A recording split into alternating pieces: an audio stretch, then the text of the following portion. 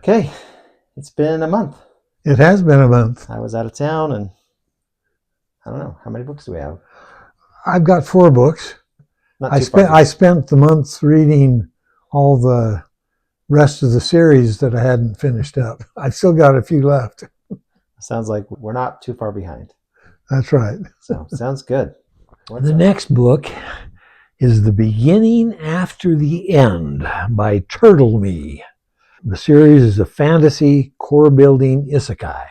There are 11 books in the series, ranging from 260 pages to 900 pages. The farther you get into the series, the bigger the books are. Our protagonist is King Gray. He lives on a world where strength is everything. You become the leader by being the strongest and being able to beat up everyone else.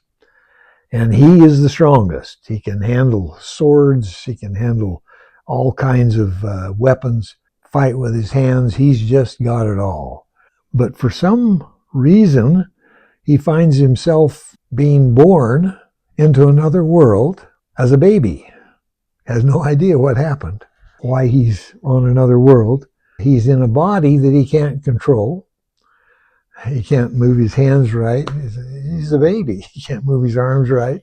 Can't hold his head up. He can't talk. He can't even control his bowels. But he finds out that he's really quick at learning. He remembers everything from his past life. And so he learns things at a fantastic rate. When he learns to crawl, he crawls into the library and pulls books down to read them. His parents know that he's a really special child, but they have no idea that they've got someone that has a full lifetime of memories and that was this strong in the past life. And so he has to kind of hide how much he's learning. In this new life, he's got magic coming also. He gets his magic way early in life, at age 3. No one gets magic at that age. You have to be a teen to get magic, but he gets it early. They decide they're going to take him to a city. They're just in a little village where there's an academy that will help him to learn. And so they get on the road, and then life happens. Robbers separate them from his parents. He ends up meeting a dragon. He ends up getting some kind of a legacy from this dragon. All kinds of things happen to him before he gets back, and then he ends up with the elves. And before he gets back to his parents at about age 7, he was lost at age 3. He's been through all these different experiences. And he's still just a kid. And he gets into this magic academy. The story is really entertaining. How much time, like book time, passed between him losing his parents to him making it to the academy? Is that first book? Okay, so the first book is him getting into this new world, and then all the way to like 7 or 8. It was really slow at first. Okay. I had a hard time waiting through the first half of the book because it's a little baby that's trying to hide the fact that he already knows all this stuff from his parents and be able to learn at a rate that they can accept. We just got a special baby. I gave it a 7 when I first read it. Okay. Because there were so many grammatical errors that it just drove me nuts.